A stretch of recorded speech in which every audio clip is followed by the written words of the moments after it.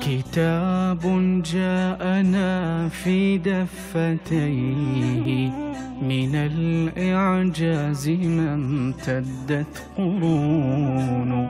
كتاب الله لا تحريف فيه فلا يطغى على العقل الجنون.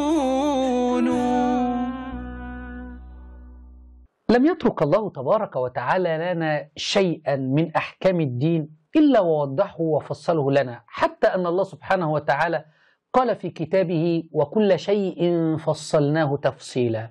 فأين نجد يا عقلاء الشيعة في كتاب الله تبارك وتعالى تفصيل الإمامة التي هي أهم ركن من أركان الإسلام كما يزعم علماء الشيعة؟ أين نجد تفصيل الإيمان بإمامة الآئمة الاثني عشر، سواء الباقر أو الصادق أو الجواد أو الرضا أو الهادي إلى الإمام الأخير عندكم محمد بن الحسن العسكري؟ وقد قال الله تبارك وتعالى في سورة الإسراء: وكل شيء فصلناه تفصيلا. الحكم لك أيها الشيعي العاقل.